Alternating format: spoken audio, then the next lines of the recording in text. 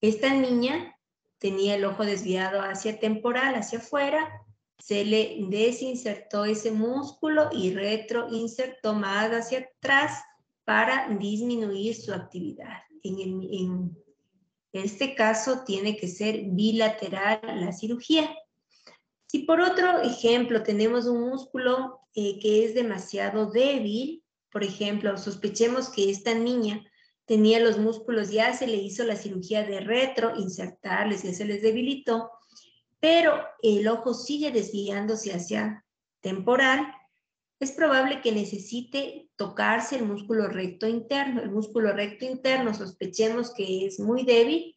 ¿Y cómo debemos, recordando el ejemplo previo que les dije, fortalecer ese músculo? Le debo desinsertar, no le puedo poner más hacia adelante para aumentar la superficie de contacto con el globo ocular al trabajar este músculo. No puedo hacer eso.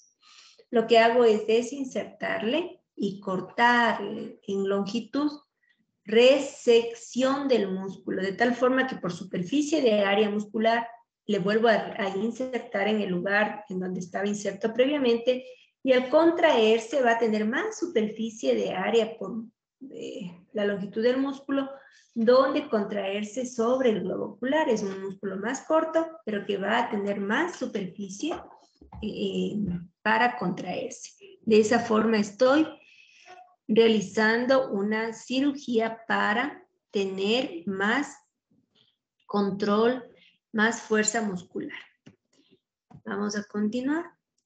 En el estrabismo es importantísimo un diagnóstico temprano. Ahora en la rotación les comentaba que cuando tenemos una pupila blanca, es la pupila, no estoy hablando de la córnea. Cuando la córnea es blanca, ya verán en el capítulo de córnea, se llama el leucoma, pero cuando atrás de la pupila, estamos hablando del interior del ojo, no es transparente como en este ojo contralateral, aquí vemos que está dilatada la pupila y vemos una mancha blanca, eso puede ser catarata, o puede ser un tumor, un retinoblastoma, que eso es cáncer, y que se da en niños menores de 2 años, y se verá también en el capítulo correspondiente. Entonces, el ojo puede desviarse por alteración muscular o porque algo esté impidiendo que fije una cicatriz, un tumor, algo, una catarata. Por eso el diagnóstico debe ser temprano, porque puede involucrar compromiso de vida y obviamente compromiso de visión. Hay que saber cuándo y cómo examinar. En el recién nacido, si colocamos un oftalmoscopio directo sobre la pupila, nos debe devolver un reflejo rojo, porque la luz al llegar a la pupila nos devuelve un reflejo rojo cuando está totalmente transparente toda la serie de medios que debe atravesar la luz. Nos devuelve a reflejarse en la retina la luz, y es un test de Bruckner positivo. Y si es que no hay alineación ocular y sospechamos, por ejemplo, en el caso del epicanto, de estrabismo, es importantísimo referir para que se haga un examen físico perfecto. Hay varias pruebas para diagnosticar estrabismo: el reflejo luminoso de Hirschberg, en donde a unos 50 centímetros del paciente hacia adelante colocamos una luz, que esta lámpara, esta iluminación debe caer en la parte central. En este caso está no en la parte central, está desviado hacia nasal la luz, quiere decir que el ojo está desviado hacia la parte externa, hacia temporal. Pero este niño tiene menos de 3 meses, es un caso de un paciente, el hijo de un autor de un libro de estrabismo, en donde el ojo no estaba alineado, porque antes de los 3 meses no tiene una alineación perfecta. Después de los 3 meses tiene que estar perfecta la alineación. Y vemos cómo puede catalogarse la medición del estrabismo con este test subjetivo de Hirschberg, luz de Hirschberg, o el test de la luz, como quieran llamarlo, y vemos cómo si se desvía poco, será de 15 grados, va a llegar a la parte medial entre la pupila y el limbo de la córnea, tenemos una graduación de 30 grados de desviación, y si ya está en el borde de la pupila la luz, vamos a tener que tiene una desviación de 45 dioptrías prismáticas, así se denomina. Esta desviación es subjetiva y puede medirse también con prismas para ver una desviación más objetivamente. Recuerden, en un niño preverbal tenemos que ver si fija, centra, mantiene la mirada, Si tapo un ojo, si tengo un niño que tiene, por ejemplo, sospecha de que un ojo no ve, le ocluyo al ojo que aparentemente tiene buena visión y vamos a ver la actitud del niño. Si es que se defiende, intenta destaparse el ojo que aparentemente bien, sí, probablemente el ojo que esté ocluido es el que tenga buena visión y el desocluido no. En esta prueba estamos haciendo el test de cover, cubrir un ojo y luego cubrir el ojo contralateral. En este caso está ocluido este ojo, el ojo contralateral está libre, este ojo está fijando y nos vamos a observar cuando desocluimos el ojo, qué pasa con el ojo que estuvo rota la fusión, que no estaba viendo, que estaba tapado. Vamos a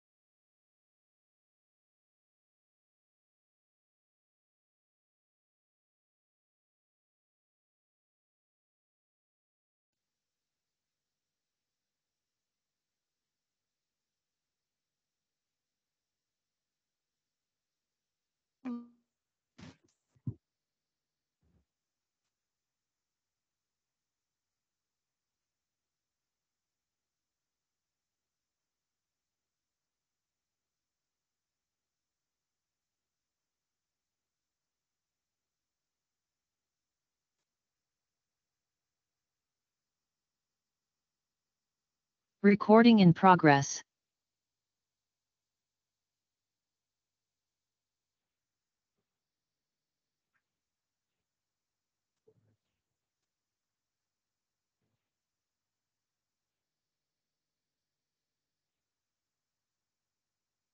Por favor, déjame compartir. Listo, doctora, hay prueba. Bien, procura hacer lo que te dije, ¿no? Estamos perdiendo Doctora, tiempo. ya estamos tratando de solucionar eso y espero que Perfecto, listo. Entonces, vemos que si tiene un movimiento de seguimiento, quiere decir que tiene mala visión. Se llama nistagmus, en donde está tratando de encontrar un objeto que no logra hacerlo porque tiene alguna alteración en la vía visual. En el gráfico lateral, este es un test en donde vamos a darle la vuelta a este tambor, es un tambor, y que si el ojo está mirando, va a lograr moverse con un nistagmus porque está con un nistagmus optoquinético en donde estamos evidenciando que ese paciente sigue. Si es que normalmente tiene un nistagmus, o sea, todo el tiempo tiene un nistagmus, no cuando está mirando este tambor, que gira, vamos a pensar que ese paciente tiene una mala fijación y por eso está tratando de fijar. En este caso, este es el cover test, en donde vamos a detectar si hay una desviación latente, cubrimos un ojo, este ojo está fijando, lo desocluimos, y el ojo desocluido va a venir de donde esté hiperfuncionando alguno de los músculos. Es una respuesta de refijación. Este ejemplo del epicanto, que ya había mencionado y que hay que investigar, y aquí estamos con los prismas que van a ayudarnos a medir el monto que debo operar. Los prismas vienen graduados con dioptrías prismáticas, se denominan, y vamos a colocar el prisma con el vértice, en este caso, había una endotropia, el ojo estaba desviado hacia nasal, coloco el vértice en dirección a la desviación y voy a tener de esa forma que si en este caso tenía una desviación de 30 dioptrías prismáticas, las 30 dioptrías prismáticas que mido, cuando el ojo ya ha retomado su alineación, porque eso es lo que hace el prisma, desvía la luz y retoma aparentemente la fijación del ojo, ese es el monto que me va a medir en tablas que vienen preestablecidas cuánto tengo que reforzar o retroceder o debilitar determinado músculo en milímetros. Son tablas que varían de acuerdo a la capacidad de cada cirujano. Allí estamos viendo cómo mido colocando el prisma delante del ojo del paciente. La agudeza visual es importantísima valorar para ver si el estrabismo tiene causa orgánica, como en este caso una catarata o en este caso un retinoblastoma, es un tumor que pone en peligro no solo la visión, sino la vida del paciente. Este niño tiene glaucoma, un ojo no ve, es un ojo grande y el otro ojo ve. Este ojo se desviará porque es un ojo que no fija. Cuando a esta niña que tiene endotropia acomodativa, estrabismo acomodativo por hipermetropía, le coloco ya la corrección de lentes, vemos cómo los ojos se han alineado y no necesita cirugía. Si tengo un ojo amblíope, este ojo está desviado, no ve, voy a colocarle la medida de los lentes, pero también tengo que hacer terapia para recuperar la visión de ese ojo. Además de recuperar la visión del ojo que estuvo desviado y que tenía el escotoma de supresión sensorial, también puedo intentar mejorar la visión del paciente con regímenes de oclusión para evitar la cirugía o también para que la cirugía me rinda mejor. El estrabismo puede sugerir ambliopía con este escotoma de supresión que les había mencionado. Muchas gracias, continuemos.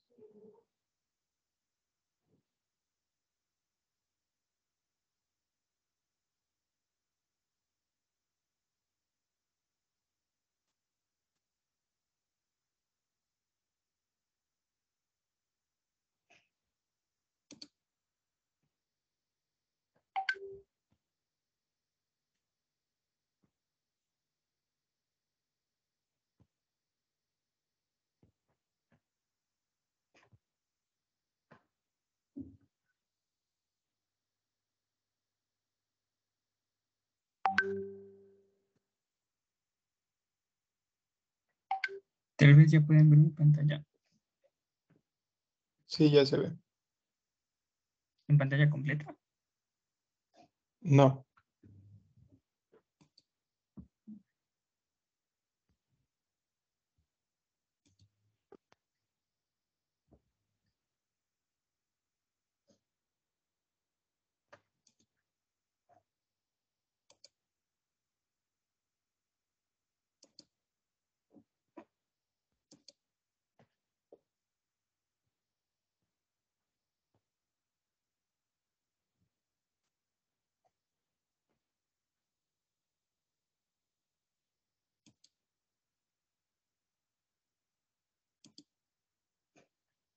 Ahí sí le pueden ver.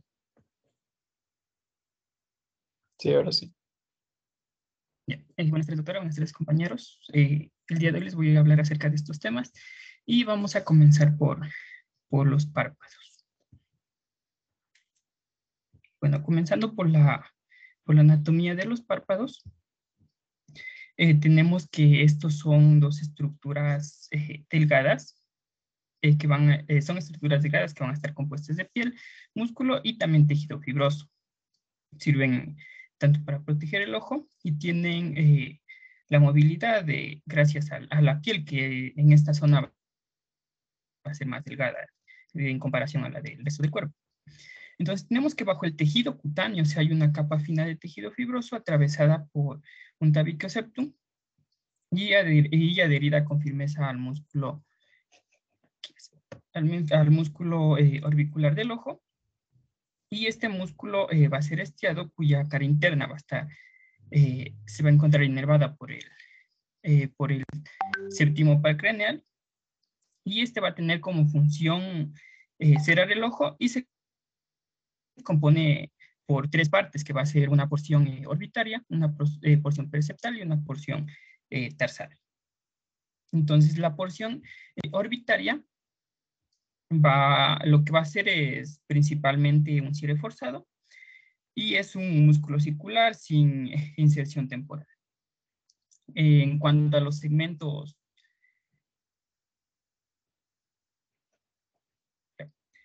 en cuanto a los segmentos, ¿se me escuchan? Sí. Ya. Aquí en relación a los segmentos que ya van a ser el preceptal y el pretarsal, entonces estos los que van a hacer es intervenir en los movimientos palpebrales involuntarios o también lo que son el parpadeo. Entonces cada uno tiene una cabeza superficial y una medial que participa en el bombeo lagrimal. También vamos a tener márgenes palpebrales que van a estar sostenidos por los tarsos, que son placas fibrosas rígidas unidas al borde orbitario por medio de tendones que son los cantares medial y lateral. Entonces el cantar lateral se va a hallar de 1 a 2 milímetros por arriba del cantar medial para ubicarnos mejor. También vamos a tener un tabique orbitario. Aquí un tabique orbitario que nace en el borde de la órbita y actúa como una barrera importante entre estas dos estructuras, la órbita y los párpados. Entonces, si hablamos del párpado superior, tenemos que este tabique va a estar unido a la aponeurosis del músculo elevador, que luego se une al tarso. Detrás de este tabique van a estar unas almohadillas de grasa, y en cuanto al párpado inferior, detrás del tabique, este tabique también va a estar unido en el borde inferior del tarso, y detrás de estos también van a encontrarse 3 tipos de almohadillas que van a estar anatómicamente diferentes. Ya. Bajo la grasa también se hallan un complejo del músculo elevador, que va a ser el principal tractor del párpado superior, lo que va a ser equivalente a la fascia cápsulo-palpebral, si es que nos encontramos hablando aquí en cambio del párpado inferior. Entonces el primero tiene su origen en el ápice de la órbita. Estamos hablando del párpado superior. Y este va a ser inervado por el nervio oculomotor o el tercer par craneal. Y en su ingreso al párpado forma una aponeurosis, lo que fija el tercio inferior del tarso superior. En el párpado inferior, como les había nombrado antes, aquí tenemos la fascia cápsulo-palpebral.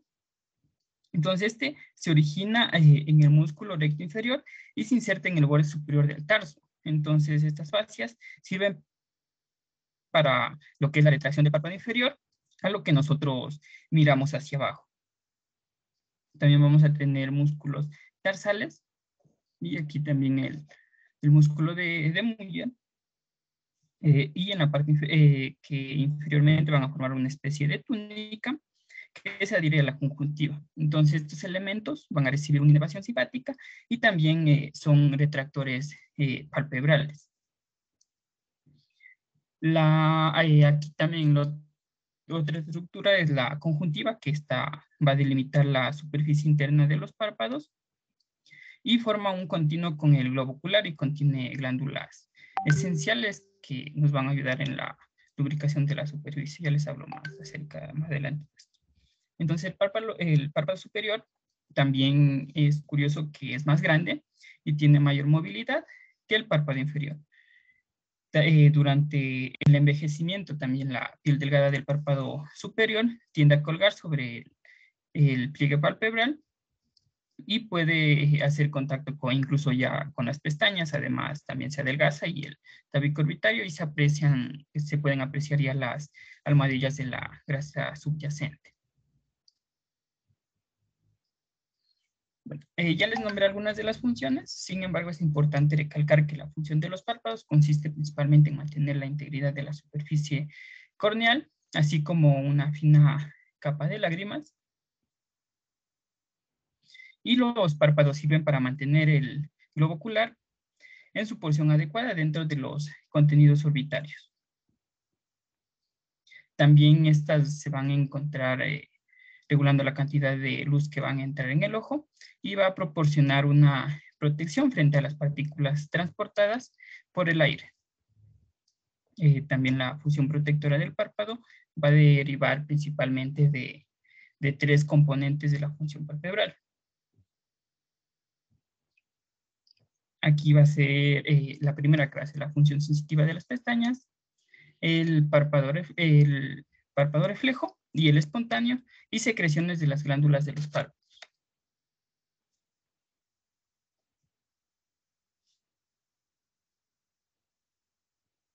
Ya, continuando en cambio, con la anatomía de la conjuntiva.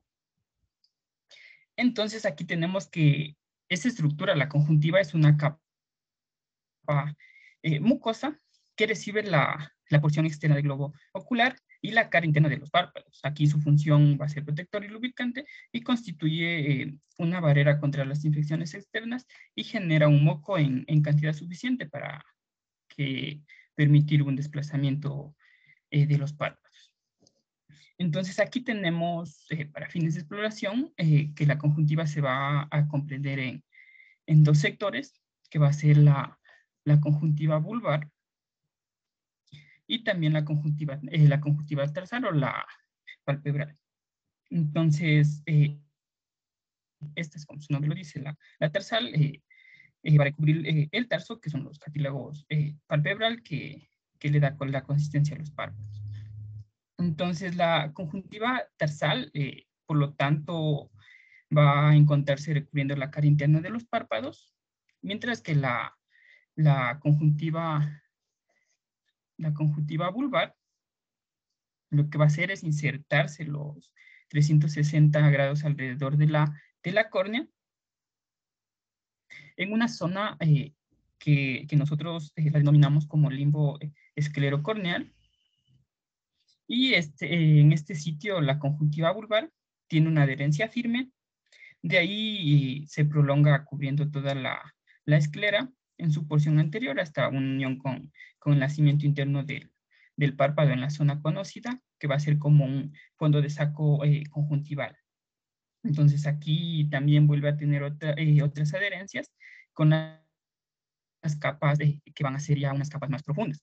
Entonces, estas últimas adherencias que les nombré van a ser, sin embargo, menos firmes, lo que va a ayudar aquí al movimiento ocular funcional. Entonces, la conjuntiva de los fondos de los sacos se va a reflejar para cubrir aquí a la cara interna palpebral, transformándose en una conjuntiva tarsal. En esta ya las adherencias con capas profundas son múltiples e íntimas que le van a brindar una consistencia lisa y uniforme. Aquí también la conjuntiva tarsal se va a dirigir de los fondos de los sacos al borde libre de los párpados y va a su vez a terminar en el nacimiento de lo que ya van a ser las pestañas. Aquí donde ya se van incluso a sufrir una transformación histológicamente, pasando de un epitelio estratificado no queratinizado a un epitelio ya queratinizado. Entonces, las funciones, lo que ayuda es a lubricar el ojo, también produciendo mucosas y aceites, estabilizando la película lagrimal y también ayuda en la protección ante golpes o entrada de algún microorganismo que puede ser perjudicial al ojo.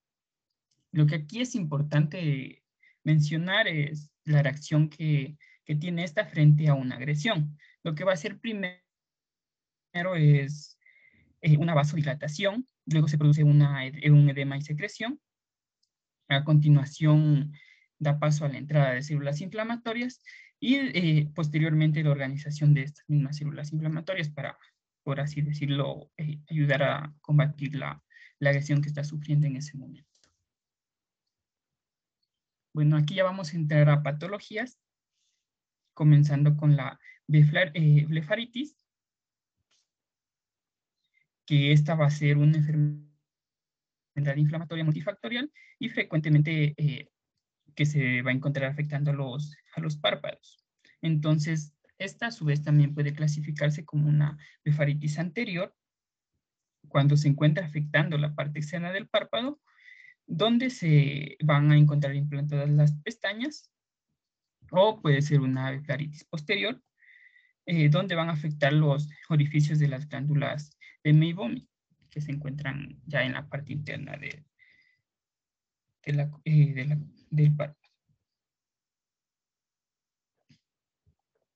Tenemos una clasificación etiológica que puede ser inflamatoria o infecciosa.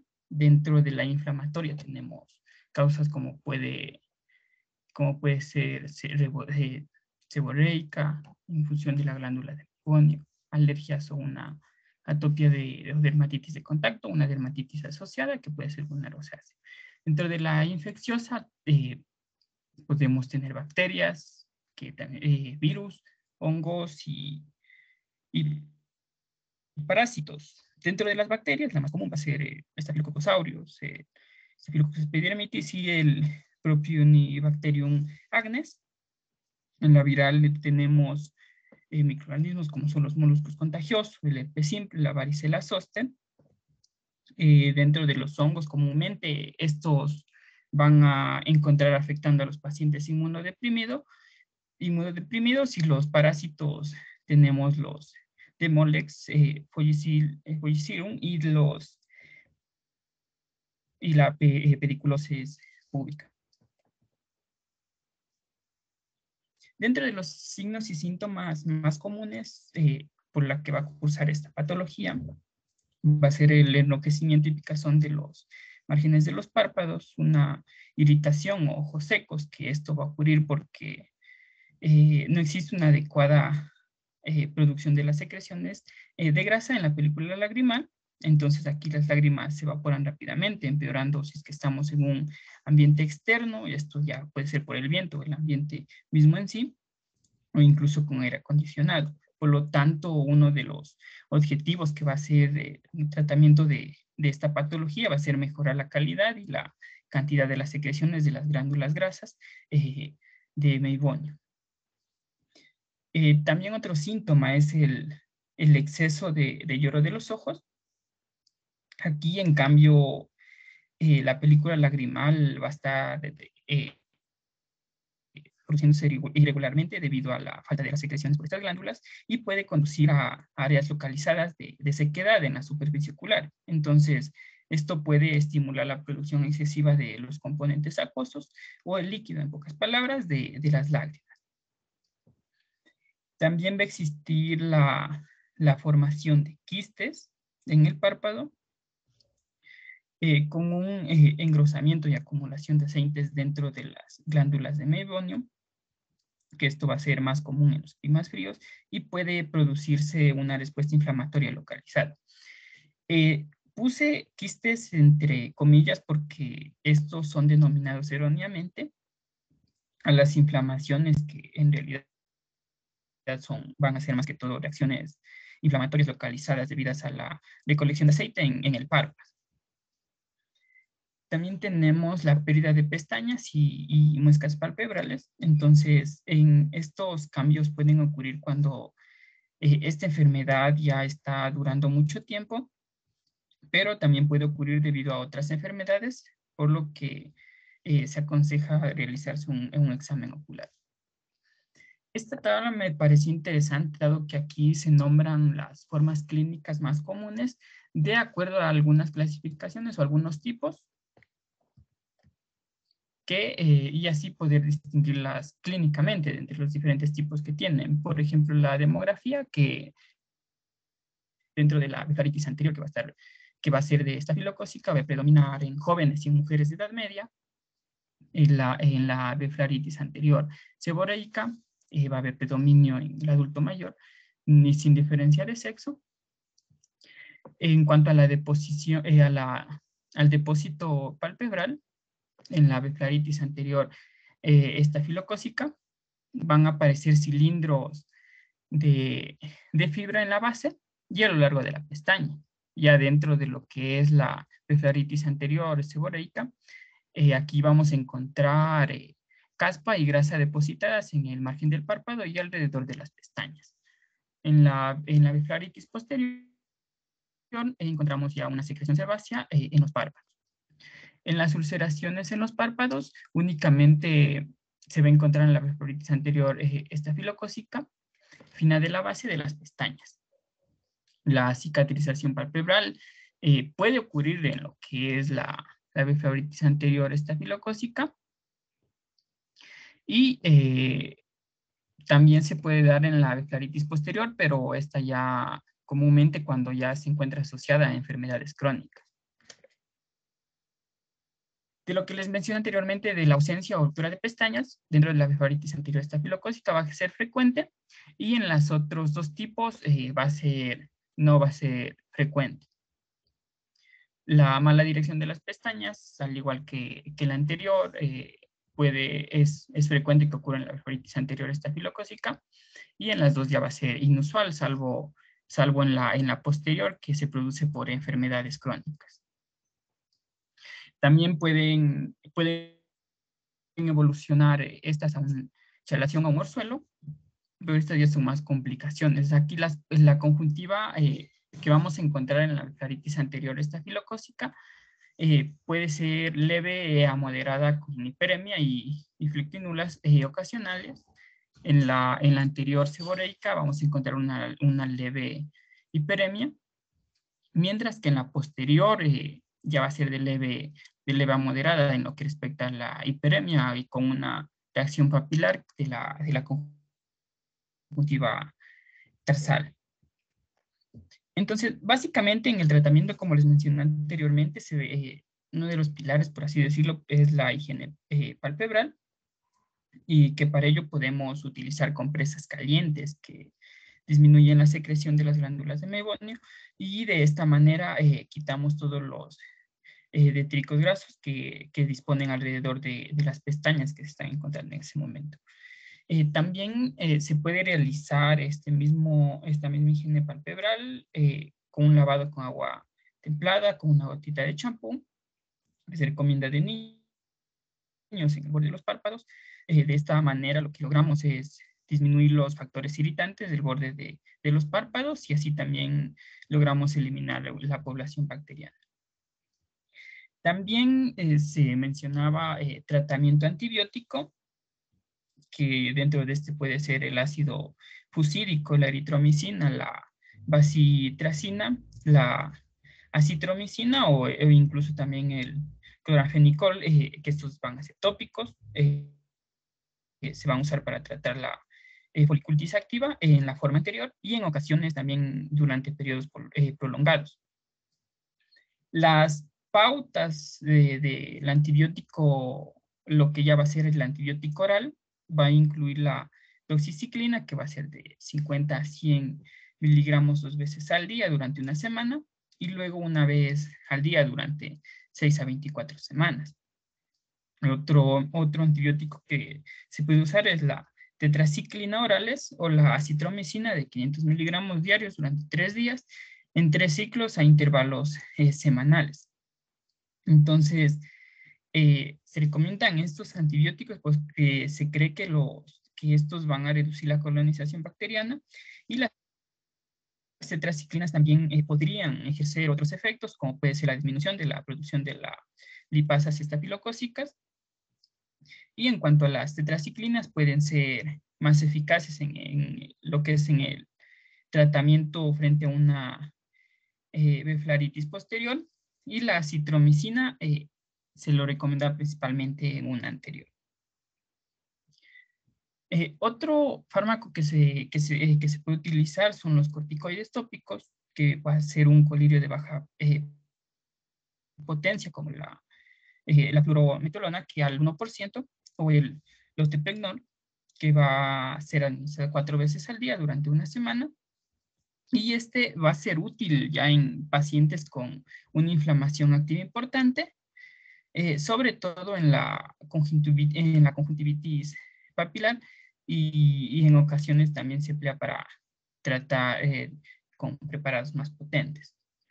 Como les dije anteriormente, también se buscaba lo que es la lubricación del ojo. Entonces aquí las lágrimas artificiales y otros tratamientos para el ojo seco suelen mejorar la insuficiencia y la inestabilidad lagrimal asociada.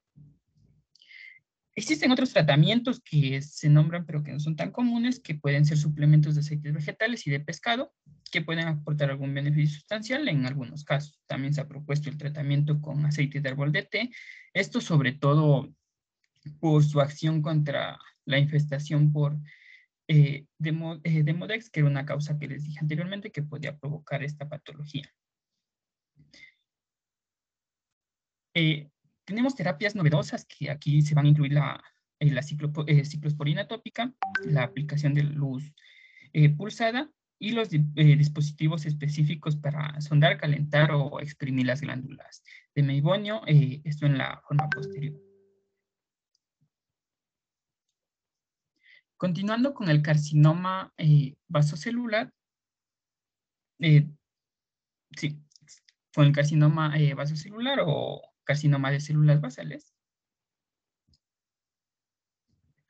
Entonces, esta es una neoplasia maligna más frecuente en los seres humanos y afecta típicamente a las personas que se encuentran en una edad avanzada.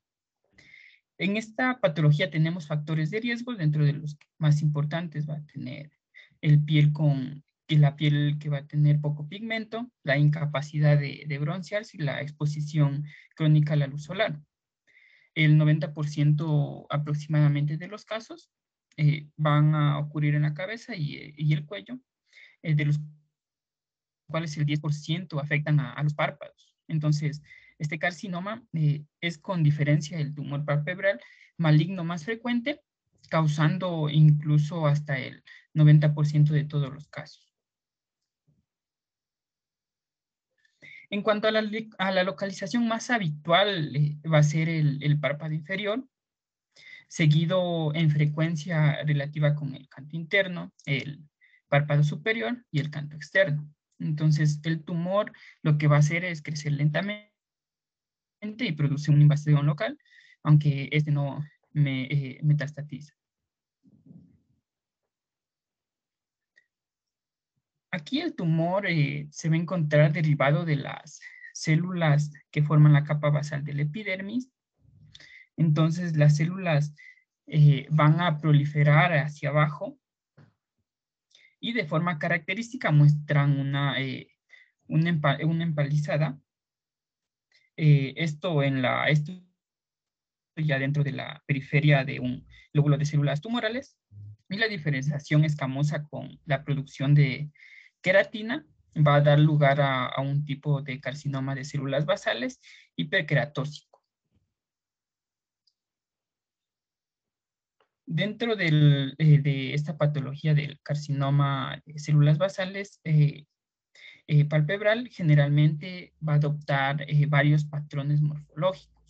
Uno de estos que puede adoptar es un nódulo perlado, firme y brillante, con pequeños vasos dilatados en su superficie, y en fases iniciales este tumor va a crecer lentamente, pudiendo tardar de 1 a 2 años en alcanzar un diámetro de 0.5 centímetros. Tenemos otra forma que va a ser el carcinoma de células basales nódulo ulcerativo o ulcus rodens, que este tiene una ulceración central en los bordes redondeados y perlados que van a encontrarse sobresaliendo, así como incluso los vasos sanguíneos van a estar dilatados e irregulares, denominando así las telangiectasias, y también van a encontrarse sobre los márgenes laterales. Entonces, con el tiempo, este puede llegar a erosionar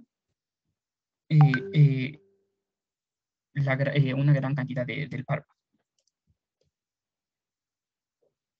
La otra forma en la que se puede presentar esta patología es cuando es esclerosante o morfeico. Esta ya va a ser menos frecuente y resulta difícil de diagnosticar, ya que se va a encontrar infiltrando lateralmente por debajo de la epidermis como una placa indurada. Como ven, no es como que muy visible detectar. Para el tratamiento de estas, el tratamiento va a ser quirúrgico de este carcinoma mediante la excisión y la reconstrucción con colgajos. Entonces se consigue así la erradicación completa de las células malignas. Sin embargo, aquí algunos pacientes no van a ser susceptibles al tratamiento quirúrgico, dadas sus condiciones sistémicas, la localización del tumor o la extensión palpebral que tienen estos. aquí, por eso tenemos otro tratamiento no quirúrgico, que va a ser aquí principalmente con inmunomoduladores tópicos o la terapia fotodinámica, comienzan a ser más utilizados de forma creciente en este tipo de tumores no melanómicos. Y también numerosos estudios han demostrado la eficacia para combatir estos carcinomas vasocelulares. Aquí podemos nombrar al imuquimod, que va a ser un modulador de la respuesta inmune, que ha demostrado su actividad antiviral y antitumoral, y su mecanismo de acción lo que va a hacer es básicamente inducir la producción de las citocinas, como va a ser el interferón alfa, el factor de necrosis tumoral, la interleucina 1, 6, 8 y 12.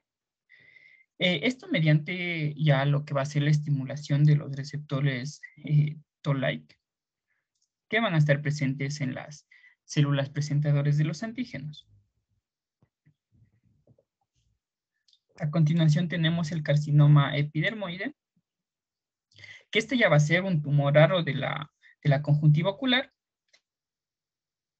de crecimiento lento, con malignidad de bajo grado, aunque típicamente sí va a ser más agresivo al anterior carcinoma, que el carcinoma de células basales, con metástasis a los ganglios linfáticos regionales en cerca de aproximadamente el 20% de los casos. Por lo tanto, aquí ya la supervivencia minuciosa de dichos ganglios linfáticos en parte va a ser fundamental para guiar nosotros nuestro tratamiento inicial.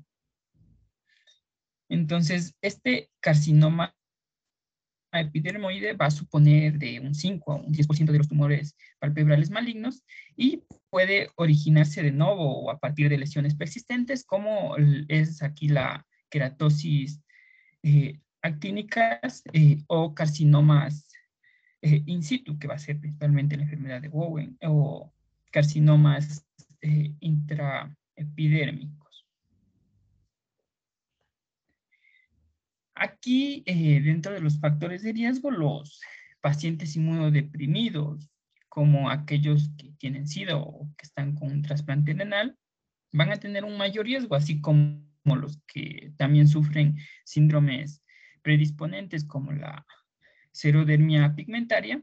Entonces aquí el tumor tiene una predilección por el párpado inferior y el borde palpebral. Se produce casi siempre en personas ancianas con poca pigmentación y antecedentes de una exposición solar crónica.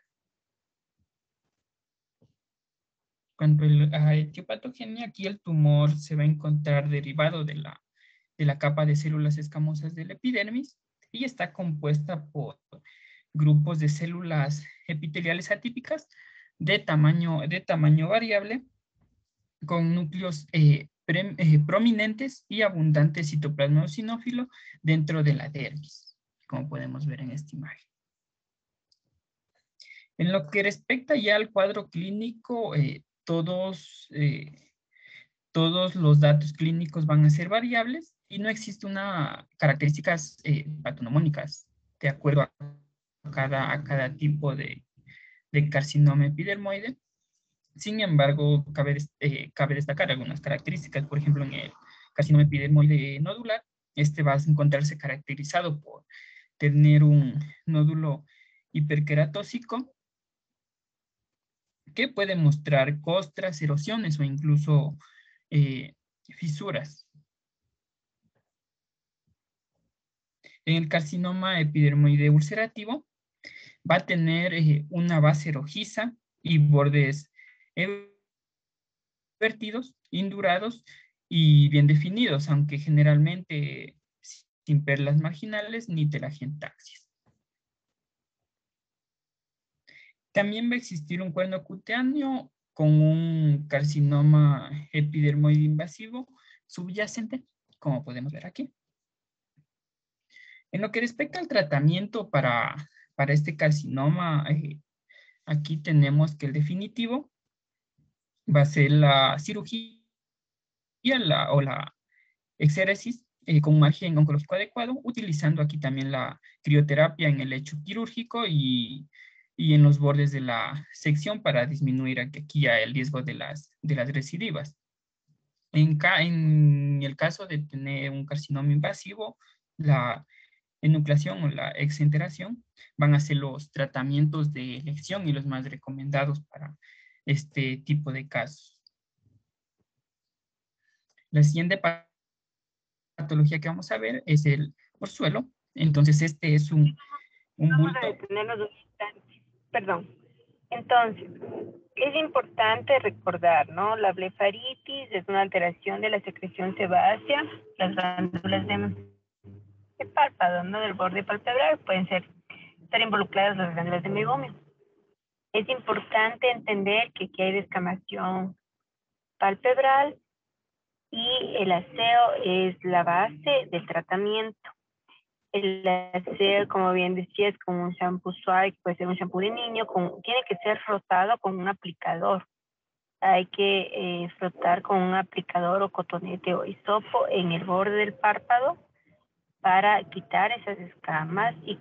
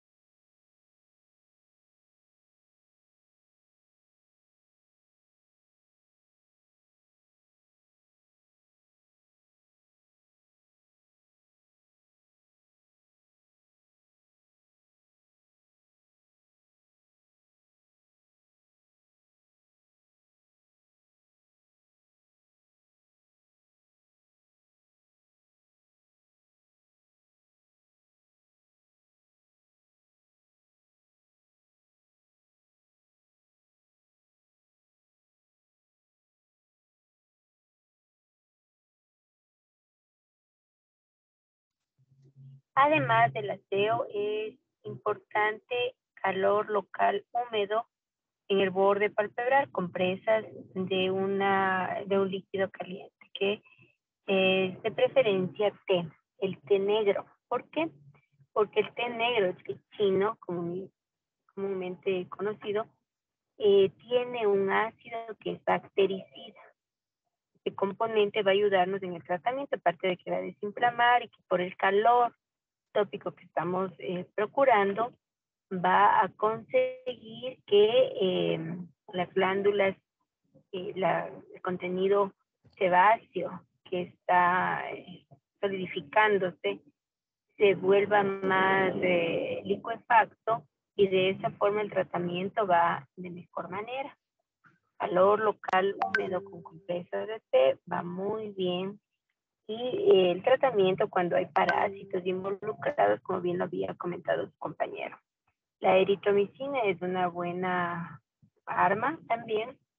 Y la neomicina, bacitracina podría utilizarse. Es importante el tratamiento de enfermedades asociadas que pueden existir, como mencionaba el compañero, por ejemplo, la rosácea, en donde el tratamiento debe ser sistémico con el dermatólogo, la dermatóloga, para hacer un manejo perfecto de la patología, que no es solamente a nivel palpebral.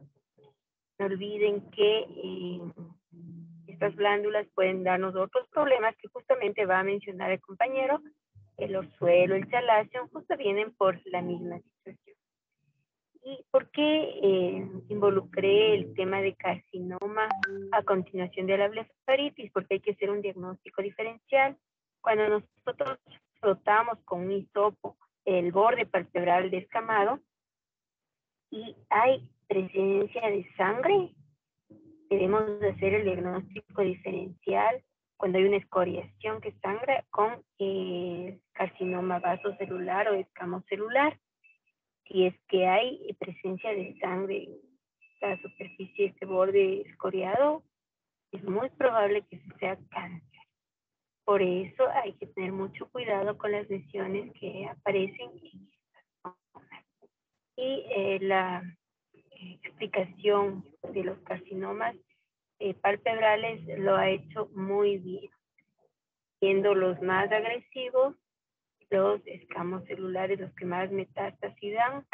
Los vasos celulares son los menos agresivos, son más frecuentes y suelen ser in situ. Tratamiento de restricción y otro tipo de tratamiento quimioterápico que habías mencionado. Muy bien. El tratamiento quirúrgico con exenteración, es decir, no solamente enuclear el ojo, retirar el globo ocular, sino toda la zona palpebral con conjuntiva y demás, puede a veces ser necesario cuando hay una invasión. Perdón, la interrupción, continúe. Gracias.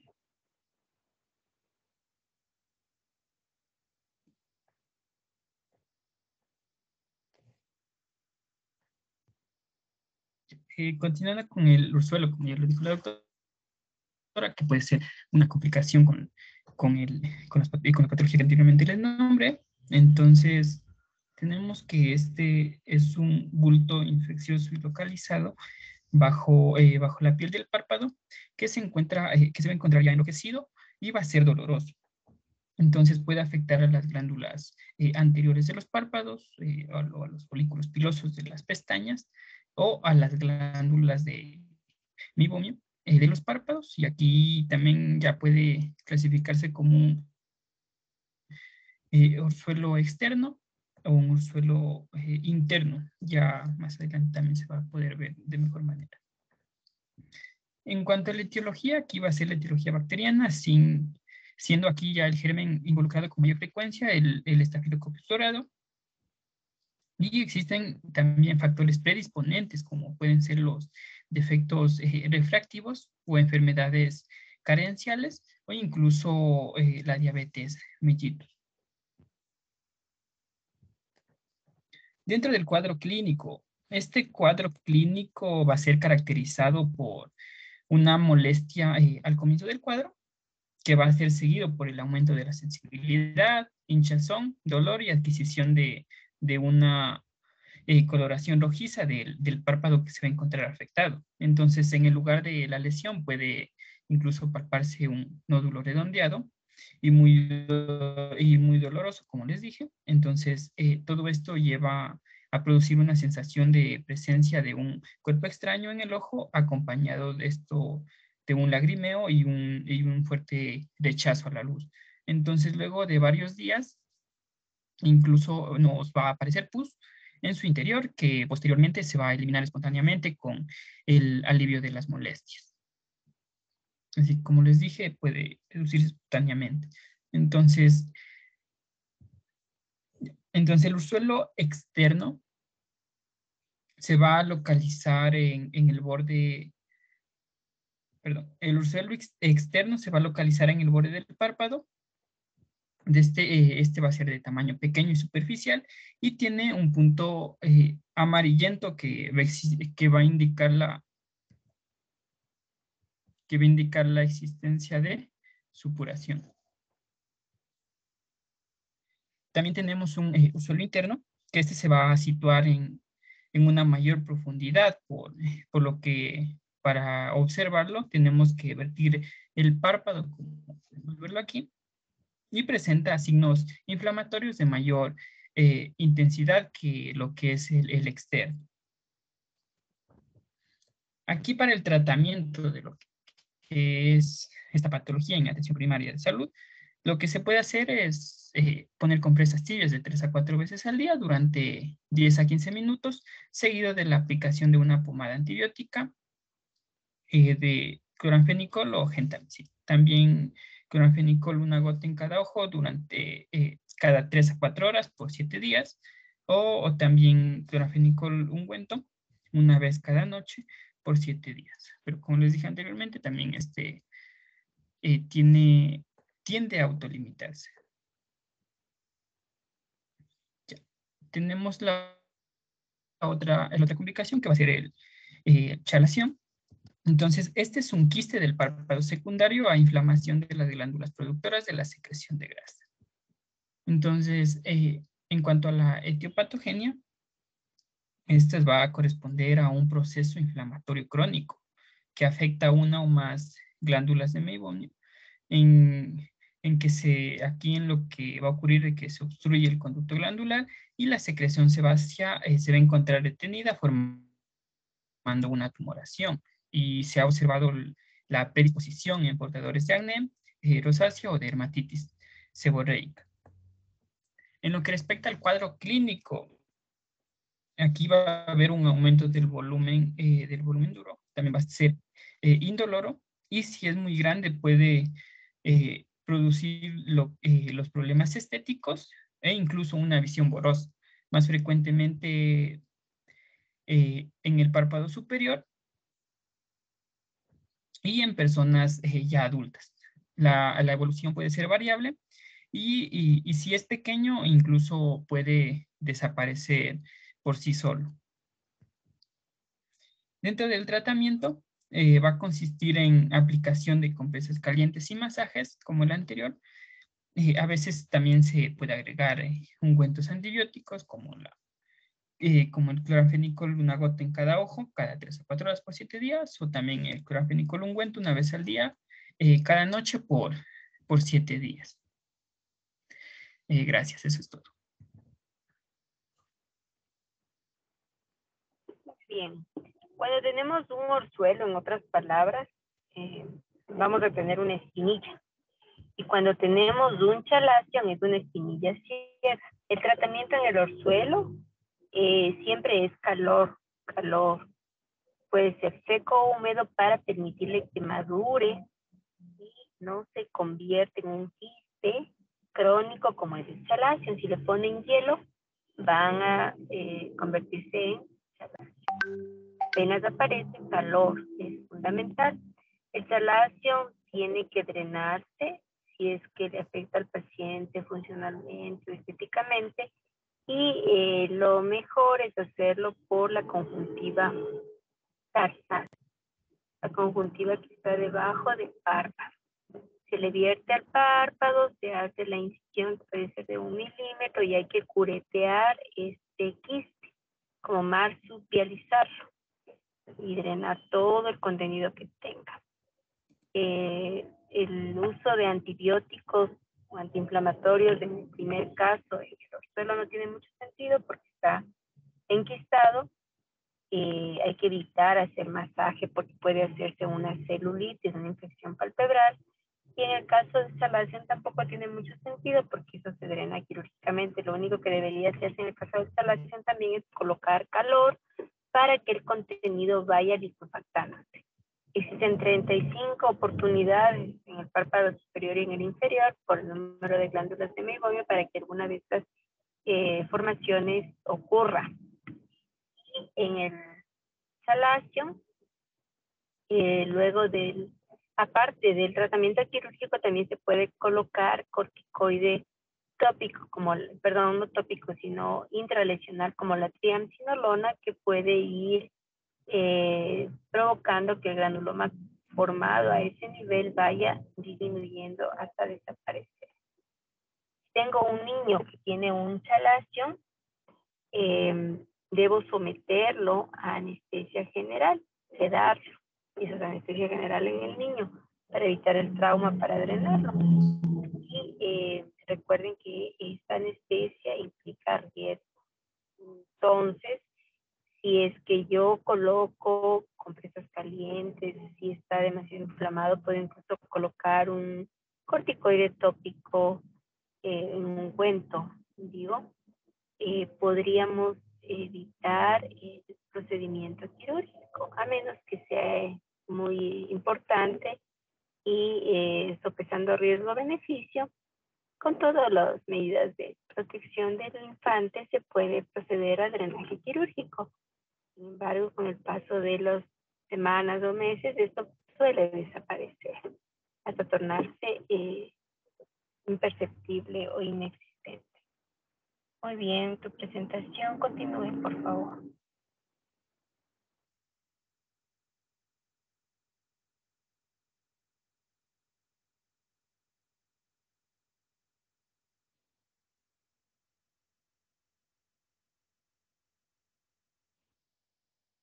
Ya pueden ver la pantalla.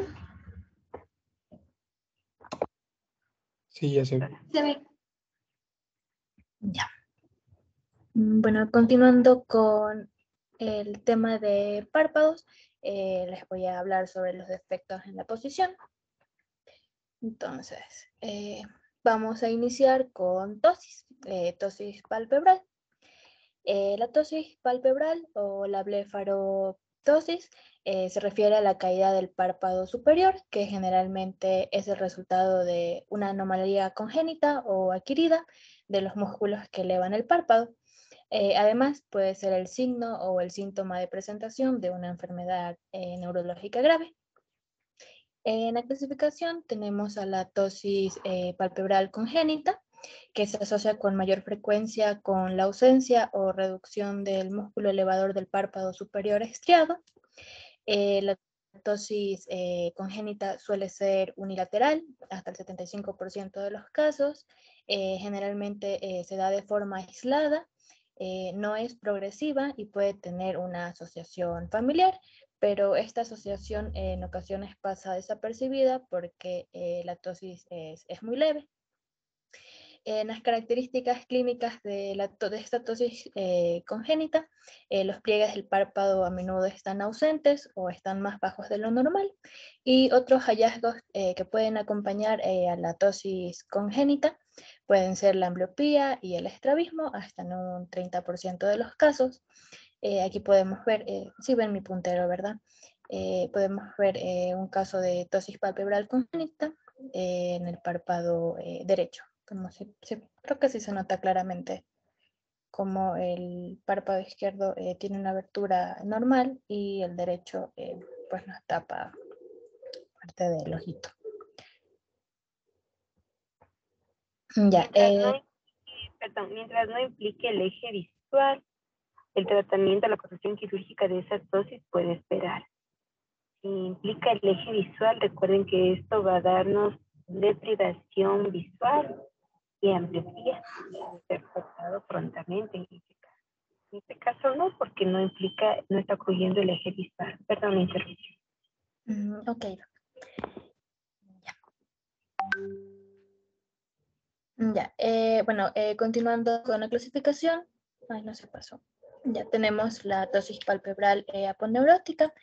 Esta, bueno, es frecuente en adultos y la causa más común de la tosis adquirida va a ser la desinserción o la dehiscencia espontánea de la aponeurosis del elevador.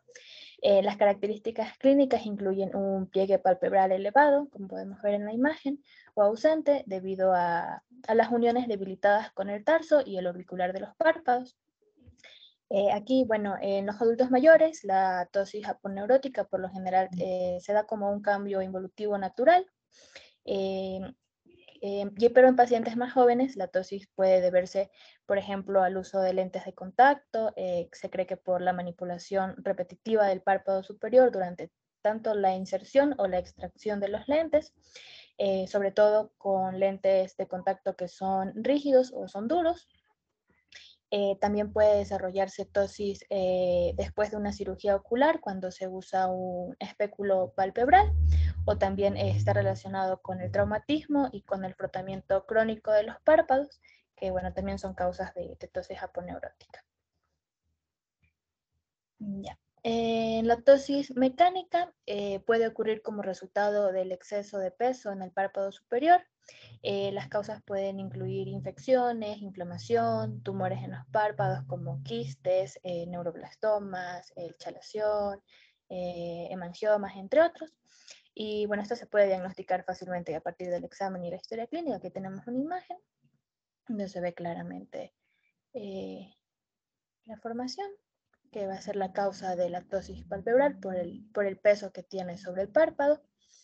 Y bueno, también tenemos la ptosis palpebral neurogénica, que bueno, esta se da por una enfermedad neurológica que puede afectar al músculo, a la unión neuromuscular, al nervio craneal o al tronco encefálico, y bueno, puede provocar así la ptosis.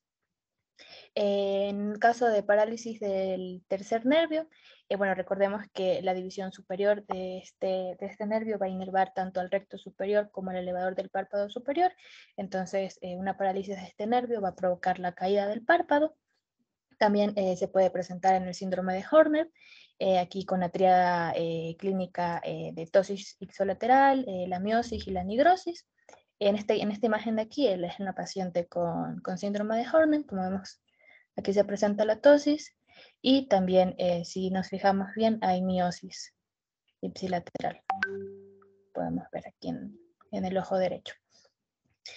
También se puede presentar una ptosis palpebral en miastenia gravis, que va a ser, bueno, que es un trastorno autoinmune dirigido a los receptores de acetilcolina postganglionares en la unión neuromuscular de los músculos esqueléticos, y por eso está afectado este músculo.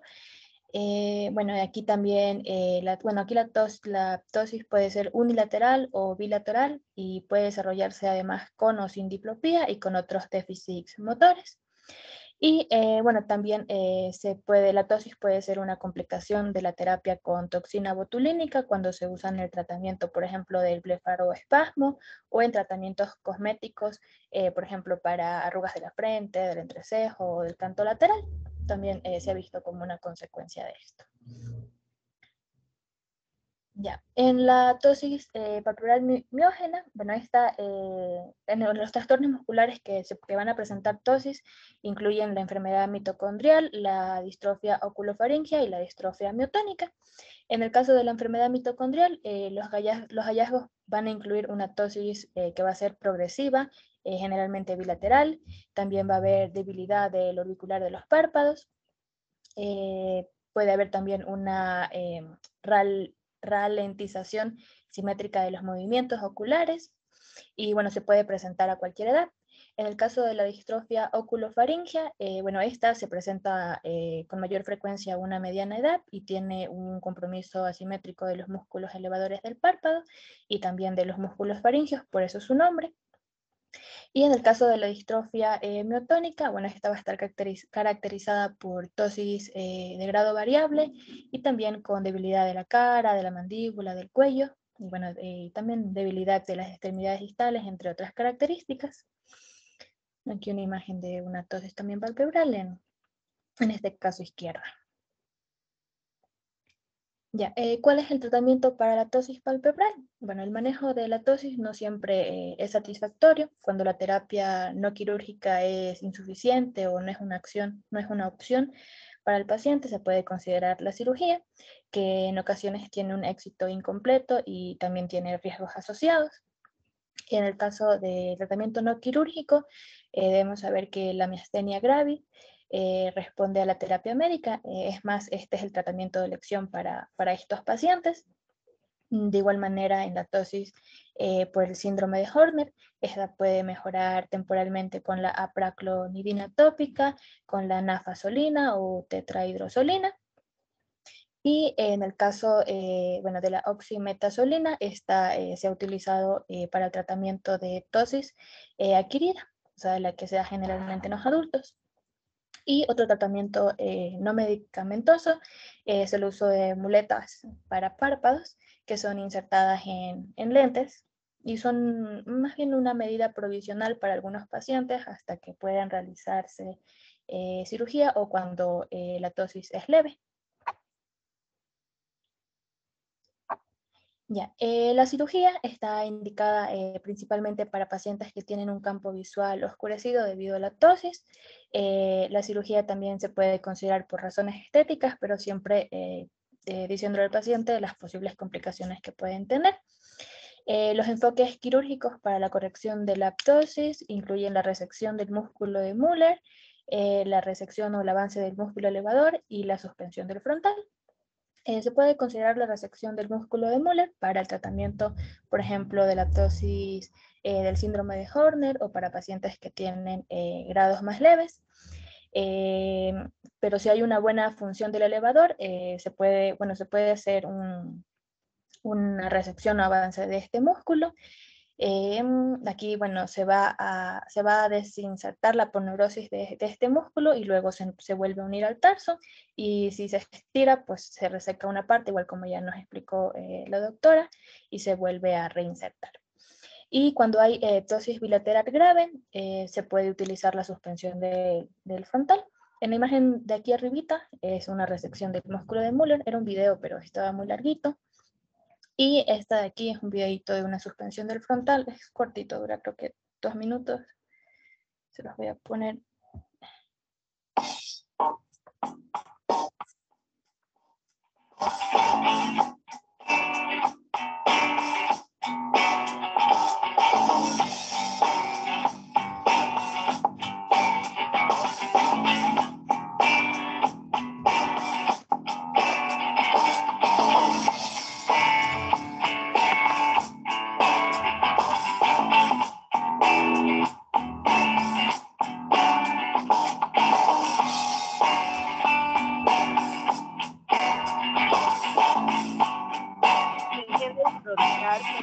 Cuando hay demasiada, cuando no hay función del elevador.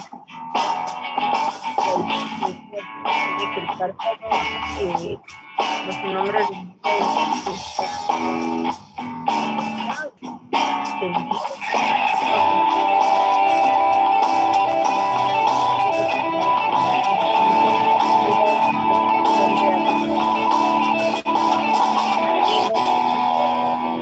cuando además está asociada a hipertensión, hay que tener mucho cuidado, pues las complicaciones pueden ser hipercorrecciones. Y esto puede darnos alteraciones a nivel de la córnea.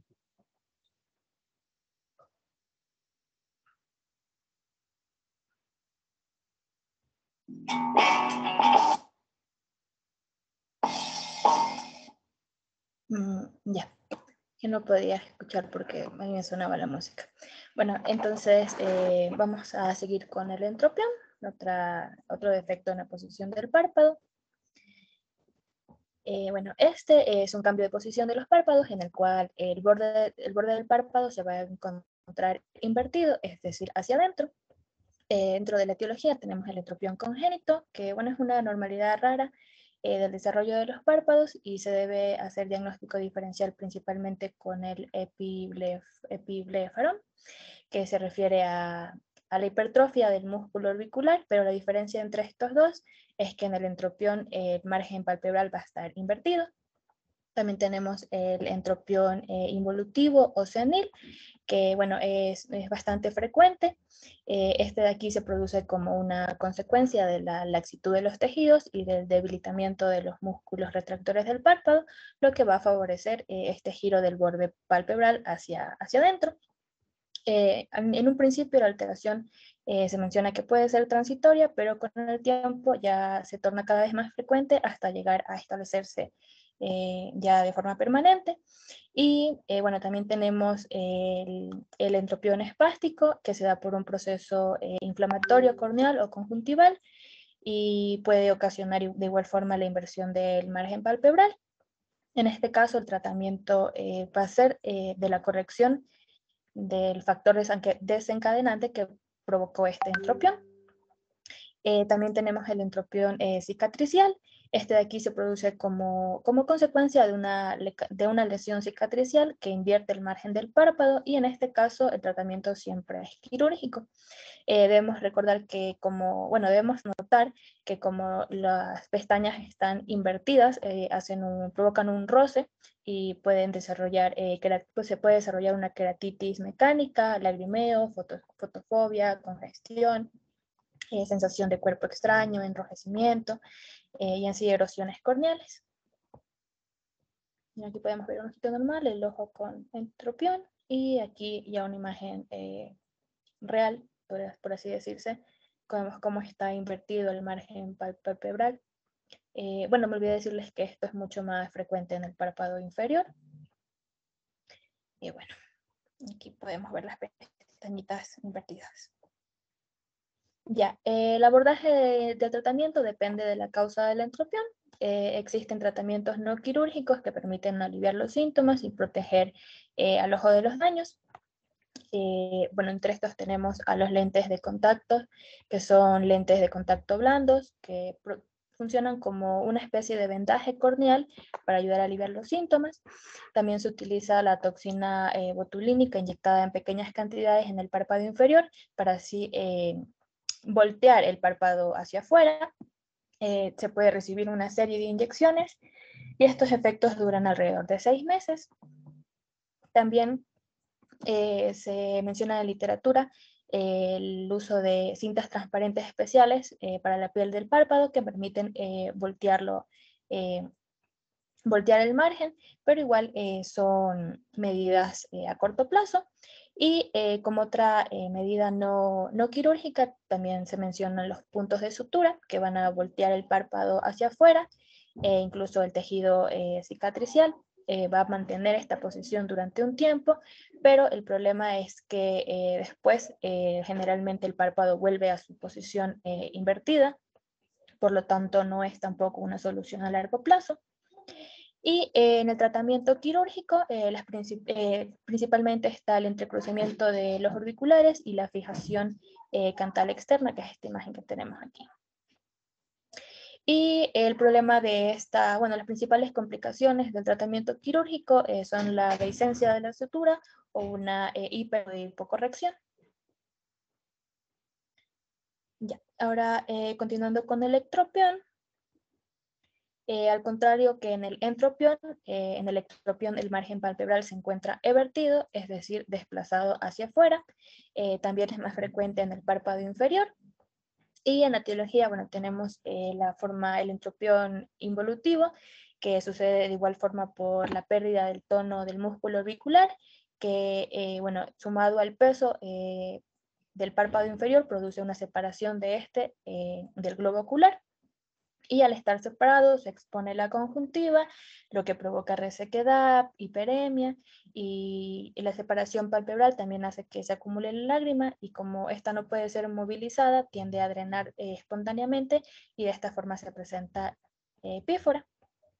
Bueno, por el aspecto estético y bueno, por las molestias, generalmente el tratamiento de esto es quirúrgico. También tenemos el ectropión paralítico, que va a ser secundario a la parálisis del nervio facial. Y al no haber acción del músculo orbicular, los retractores del párpado lo van a traccionar hacia abajo, generando el ectropión. Bueno, en los signos y síntomas de este de aquí tenemos la imposibilidad para el cierre palpebral, es decir, el lagoftalmo, que ya les voy a presentar en la siguiente diapositiva.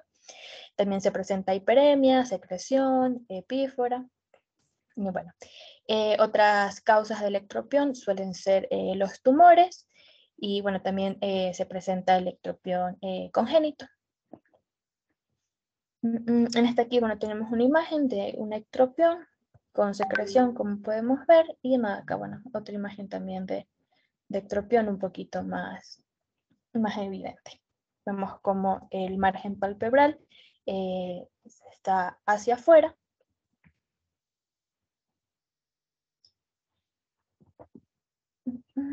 Ya, y en el tratamiento, bueno, si la ectropión es leve, se puede recomendar las lágrimas artificiales para la resequedad y también los ungüentos para aliviar los síntomas.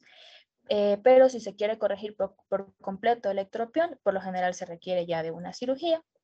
Entre las técnicas tenemos la cantoplastia, que, bueno, en esta de aquí lo que se hace es elevar y reposicionar la esquina, o sea, el ángulo exterior del ojo, y así, bueno, se da una mejoría del ectropión, pero se menciona en la literatura que por lo general queda una pequeña retracción palpebral. También tenemos la Pobre amor.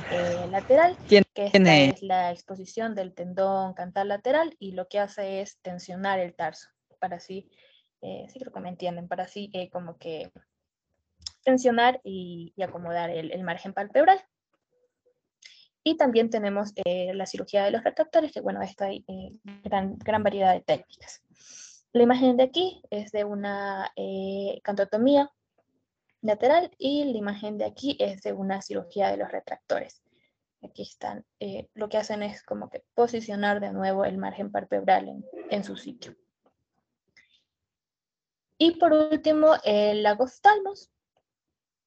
Este de aquí se define como un cierre incompleto o anormal de los párpados o una mala posición palpebral. Recordemos que es necesario un cierre completo del párpado con un reflejo de parpadeo normal para poder así mantener la película lagrimal estable y una superficie ocular saludable. Los pacientes que no pueden parpadear o cerrar completamente los ojos, como es en el caso del lagoftalmos, corren el riesgo de exposición corneal, de evaporación de la película lagrimal, de queratopatía por exposición posterior, y todo esto puede progresar y provocar ulceración e incluso perforación de la córnea. Entonces, en la clasificación del lagoftalmos tenemos al lagoftalmo paralítico, que bueno, aquí la parálisis del nervio facial es la causa de este lagoftalmos, y bueno, hay muchas etiologías, por ejemplo, infecciones, traumas, tumores, tóxicos como la talidomida. Aquí también está el exceso de alcohol, otros tóxicos como el arsénico, el monóxido de carbono. También otras causas pueden ser metabólicas, por ejemplo, la diabetes mellitus, la hipertensión, la deficiencia de vitamina A, el hipertiroidismo, bueno, entre muchas más. Y bueno, aquí podemos ver la imagen, como la paciente con los ojos abiertos pues no se evidencia ningún problema, y al momento de cerrarlos vemos como hay un cierre incompleto del ojo derecho. Esto es lo que se conoce como lagoftalmos. Otra clasificación es el lagoftalmo cicatricial. Este de aquí se puede dar por elastosis solares, es decir, por la pérdida del tejido elástico del párpado. También se puede dar por quemaduras químicas en el síndrome de Steven-Johnson, o también por traumas. Aquí podemos ver igual una paciente en la que hay lagoftalmo bilateral. Ya, ¿y cuál es el tratamiento bueno, de este defecto en la posición? De igual manera, el tratamiento no quirúrgico pueden ser las lágrimas artificiales sin conservantes, que se pueden administrar con frecuencia para mejorar la película lagrimal del paciente. También las pomadas, que se pueden aplicar sobre todo en la noche para evitar la resequedad, o también durante el día si hay una exposición corneal severa. También se menciona el uso de vendajes de los párpados por la noche para así ofrecer una protección adicional de la superficie ocular, o sea, mantener cerrado el párpado. Y bueno, también están los lentes tipo cámaras de humedad, que lo que hacen es ayudar a mantener la película lagrimal estable y mejorar así los síntomas para que no haya resequedad. Y en relación a lo quirúrgico, bueno, se recomienda un enfoque gradual en función de la gravedad del lagoftalmos y la duración de este. Y entre los procedimientos tenemos la tarsorrafia, tenemos la implantación de pesas de oro platino, la retracción del párpado superior y recesión del elevador, y el estiramiento y elevación del párpado inferior. Bueno, aquí la tarsorrafia va a ser la sutura de los bordes libres de los párpados superior e inferior a fin de poder acortar la hendidura palpebral. Las complicaciones de estas pueden ser triquiasis. Disculpe, compañera. Sí. Dice la doctora que quedamos ahí hasta la siguiente semana. Disculpa que te interrumpa. Ya, igual ya casi acaba. Ok. Listo, entonces chicos, nos vemos la siguiente semana. Muchas gracias. Gracias. Hasta luego. Recording stopped.